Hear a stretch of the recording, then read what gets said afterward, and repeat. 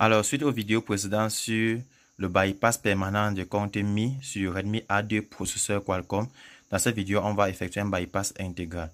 Pour cela, vous devez avoir le logiciel UMT Qualcomm. Donc, ce logiciel, ce n'est pas un crack. C'est exécuté depuis le box. Donc, il vous faut ce box forcément pour pouvoir effectuer ce bypass permanent. Si vous êtes au Cameroun et que vous avez besoin de ce box, vous pouvez me contacter pour l'achat. Alors, pour cela, il vous faut soit une pincette ou bien, par exemple, un truc métallique comme ceci. Parce que le but est de mettre le téléphone en test point. Donc, c'est d'utiliser la méthode test point pour mettre le téléphone en mode EDL, en mode Qualcomm. Vous devez avoir le pilote Qualcomm USB Loader. Bref, j'ai déjà tout expliqué dans les vidéos précédentes. Si vous n'avez pas encore regardé, allez regarder dès maintenant. Alors, pensez déjà à liker la vidéo et regardez jusqu'à la fin. Soyez très attentifs.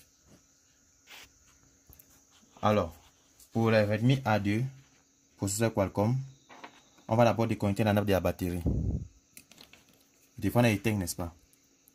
Maintenant, j'ai regardé sur Google où se trouve son test point. J'ai vu que le test point se trouve là. Je suis obligé de déconnecter la nappe ici. Je vois que le test point, il est ici. Les deux petits points ici que vous voyez là.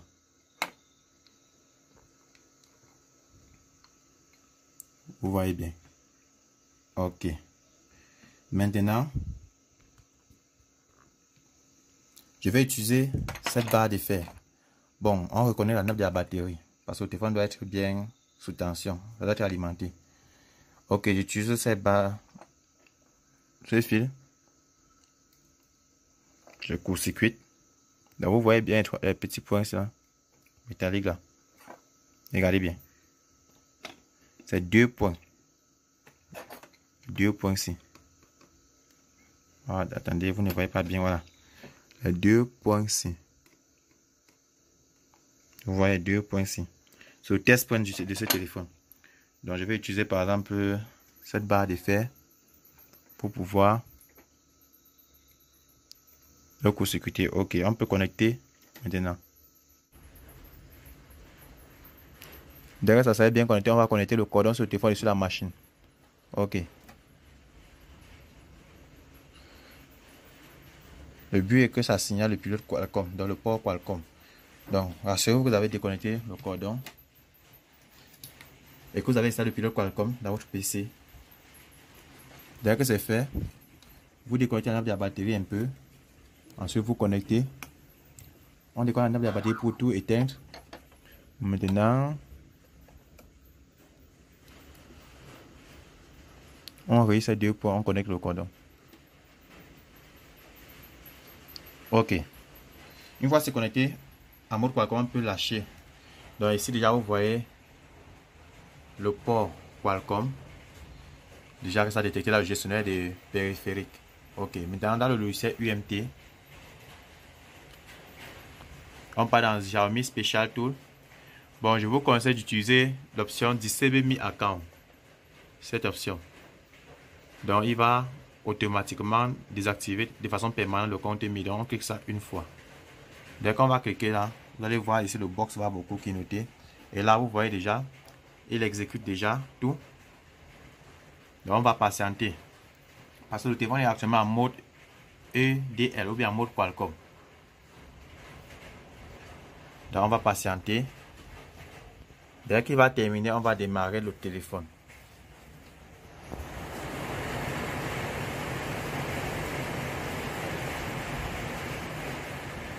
Ok. On patiente jusqu'à ce qu'il finisse de faire de lire les données. Donc déjà le logiciel a détecté la version d'Android ainsi que le modèle du téléphone.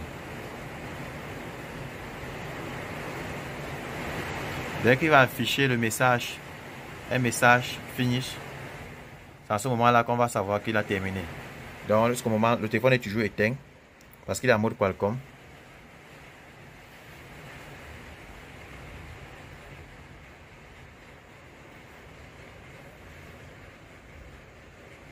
Ok. Ok, le logiciel a terminé. Vous voyez ici, il a fait un try to disable me account done. Donc comme c'est done, c'est bon. Le téléphone, ça redémarre tout seul. Donc quand ça finit, le téléphone redémarre tout seul. Mais pour cela, il faut d'abord éteindre le téléphone comme ceci. Comme il a redémarré, vous enlevez la nappe de la batterie. Vous montez cette nappe également. Donc, vous montez la NAPSI. Vous montez également la batterie. Dès que c'est fait, maintenant, vous pouvez démarrer le téléphone.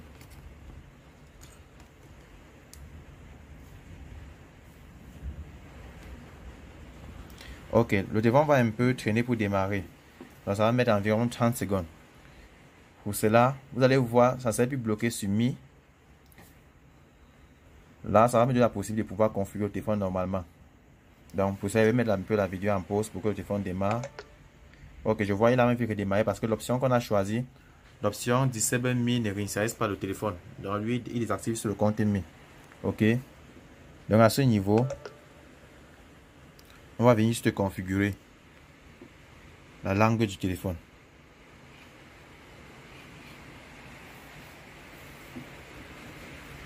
Donc, je vais choisir français. Bref, vous connaissez à cette étape. Donc, je vais mettre en pause pour continuer.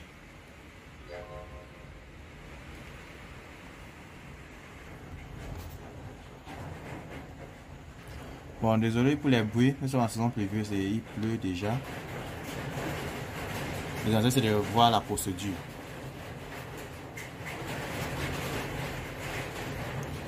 Ok, là, nous avons fait un bypass permanent. Mais sachez que si vous connectez le téléphone à Internet, déjà, ça va se rebloquer.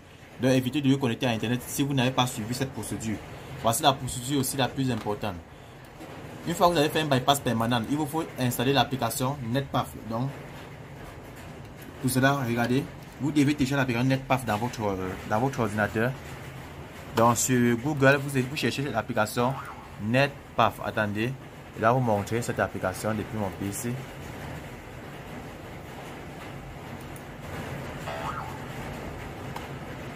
Attendez un instant. Donc, il vous faut cette application NetPath Firewall. Donc, je vais laisser le lien de téléchargement en description de cette vidéo.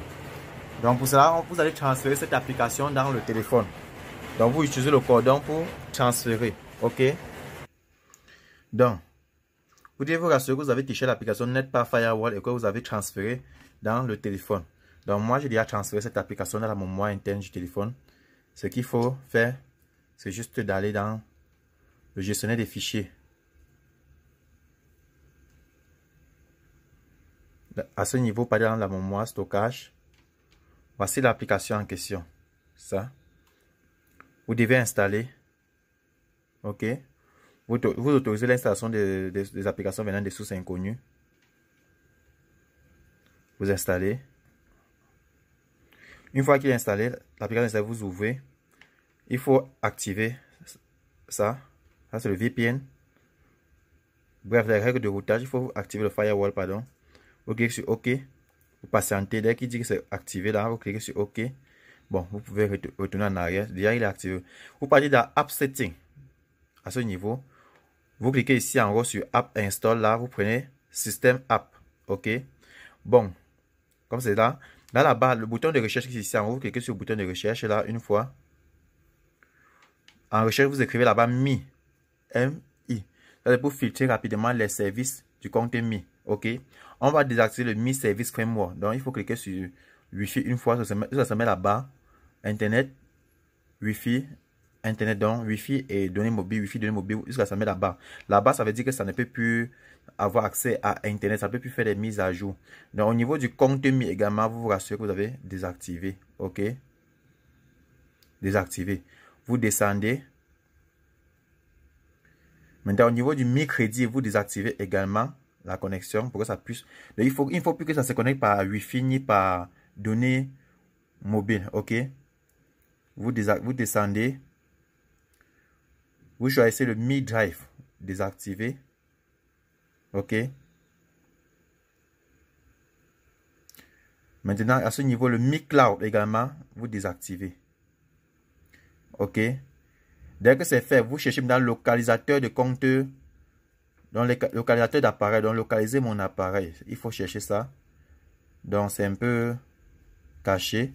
Donc, attendez, je vais chercher localiser l'appareil. On remonte. Parce que vous ne désactivez pas celui-là, c'est qu'à tout moment, votre téléphone peut encore se verrouiller. Donc, le voici, localiser l'appareil. Vous le désactivez. Une fois c'est fait, vous allez aller dans les paramètres du téléphone, activer le VPN. Donc, vous partez dans VPN, comme ça. Ok, à ce niveau, si vous n'avez pas le mot de passe sur le téléphone, vous allez voir NetPass, ça va s'afficher l'appareil, c'est un PAF et il se comporte comme un VPN. À ce niveau, ils vont vous demander de mettre un mot de passe. Si vous avez un mot de passe sur votre téléphone, pas de problème. Vous allez juste continuer, mais mon téléphone n'a pas encore de mot de passe. Vous devez cliquer sur OK pour mettre un mot de passe. Il même par exemple un schéma. C'est pour confirmer, donc c'est pour paramétrer le VPN. Parce que le VPN, c'est une connexion sécurisée. Donc, on va mettre un schéma, par exemple, là. Donc, pour faire le VPN, on a besoin de mettre d'abord un schéma. Dès que c'est fait comme ceci, vous cliquez sur le bouton paramètres qui se trouve là. Vous activez permanence. Et au niveau de bloquer ici, vous activez également. Donc, vous cliquez sur activer. OK. Une fois c'est fait, tout est déjà OK. Vous pouvez maintenant tester votre connexion. Donc, vous allez vous connecter sur un réseau Wi-Fi qui est à votre portée. Donc, vous pouvez aller sur Wi-Fi. Vous vous connectez sur un réseau Wi-Fi, par exemple, là. Donc, je mets, par exemple, le mot de passe de ce réseau Wi-Fi. OK. Une fois que c'est connecté, que ça va se connecter, vous allez voir que ça ne peut plus se bloquer sur le compte Mi. OK. Voilà, c'est déjà connecté. Regardez, je peux retourner. Je pars là, je cherche à ouvrir, j'ouvre Google. Vous voyez, Google s'ouvre bien, OK. J'ouvre YouTube.